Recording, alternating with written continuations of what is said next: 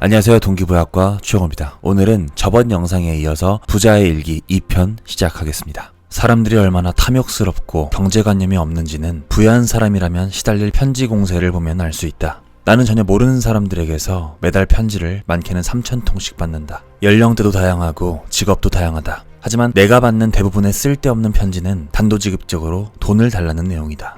그 중에는 실제로 돈이 필요한 사람도 극소수 있겠지만 안타깝게도 그런 사람들과 습관적으로 돈을 구걸하는 사람들을 구분하기가 불가능하다. 부자의 삶이 여러 면에서는 즐겁긴 하지만 보다시피 많은 사람이 생각하는 것처럼 걱정 없는 생활은 아니다. 돈은 사람에게 많은 것을 안겨줄 수 있지만 이상하게 만들 수도 있다. 돈이 누군가에게 미치는 영향은 그 사람의 도덕관, 지적 수준, 인생관, 삶을 대하는 태도에 따라서 크게 달라진다. 앞에서도 말했지만 사업가라면 그 돈을 회사에 투자하는 것이 최고의 방법이다. 그 회사가 사람들을 위해서 더 저렴한 가격에 더 나은 상품과 서비스를 더 많이 제공할 수 있다면 정말 좋을 것이다. 사업가는 회사를 세우고 운영해서 세계 경제의 지속적인 상승세에 보탬이 되어야 한다. 그것이 부의 존재를 정당화할 방법이며 일하는 사업가라면 바로 그런 데서 가장 큰 만족감을 느낄 것이다. 나 역시 돈을 그렇게 쓰려고 노력한다. 내가 투자한 여러 회사의 목적과 목표도 바로 그런 것들이다. 나는 성공한 사업가의 돈을 세계 경제와 인류를 위해 쓰는 것이 윤리적이라고 생각한다.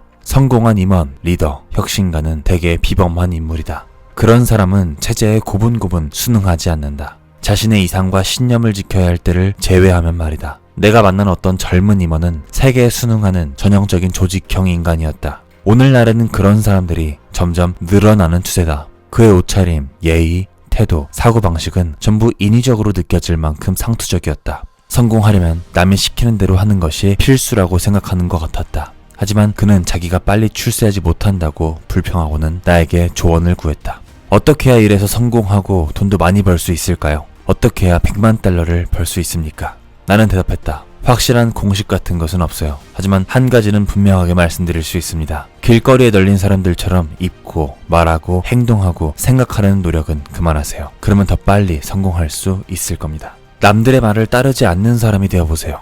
개성 있는 개인주의자가 되어보세요. 이 방법이 얼마나 빠르고 효과적인지 알면 깜짝 놀랄 겁니다. 내 말이 그 젊은 임원에게 크게 와닿았을 것 같진 않다. 역행하는 조언을 듣기에는 너무 헌신적인 순용을 하고 있었기 때문이다.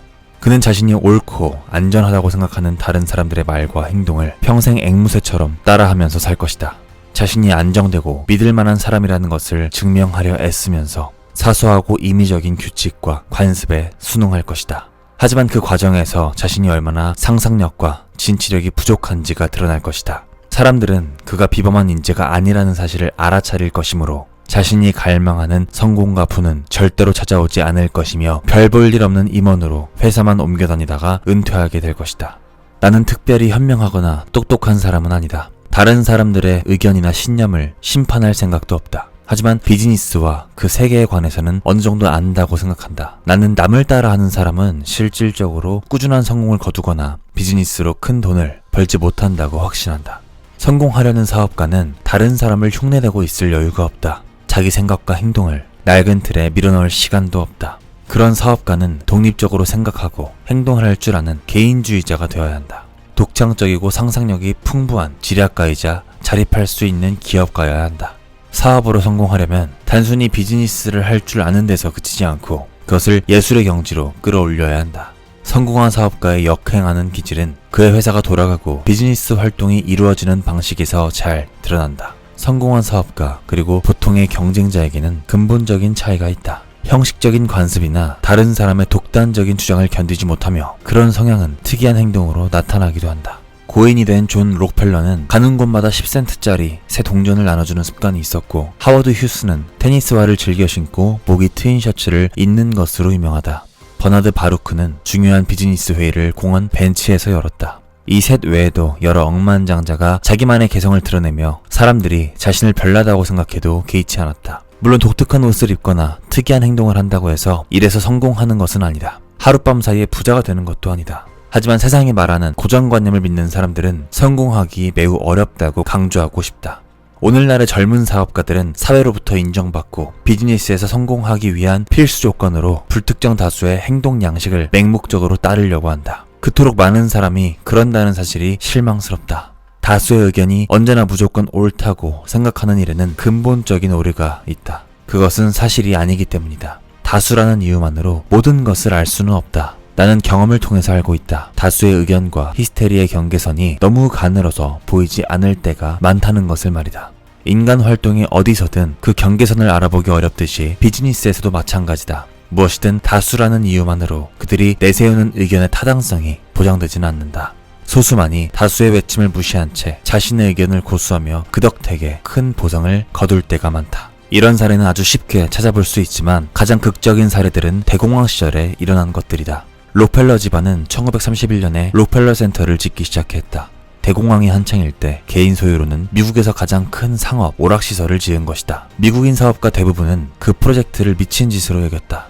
그들은 미국 경제가 파멸을 맞았다는 지배적인 의견에 고개를 끄덕이고는 거대한 고층 건물이 수십 년 동안 빈 껍데기로 남을 거라고 예언했다. 록펠러 센터는 세계에서 가장 큰 무용지물이 될 것이다. 록펠러 센터는 밑빠진 독에 돈을 들이붓고 있다 라고 끌어내렸지만 록펠러 집안은 계획을 접지 않았다.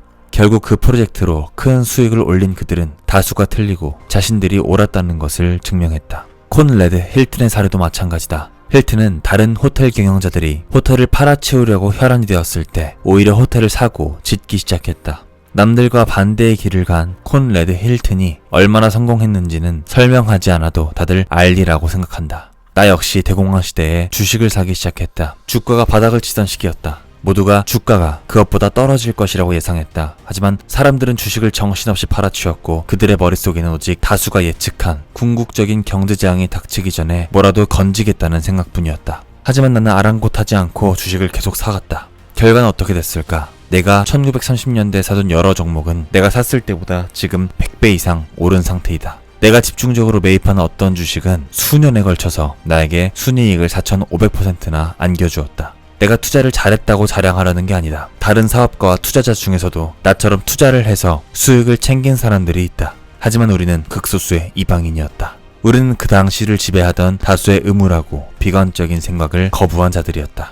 진정 성공한 사업가에게는 기본적으로 남들과 반대편에 서는 성향이 있다. 이들은 현 상태에 만족하지 않는 반항하다. 어떤 일을 하든지 어떤 물건을 만들든지 간에 새롭고 더 나은 방법을 끊임없이 찾는다. 그 덕에 성공하고 부를 쌓는다.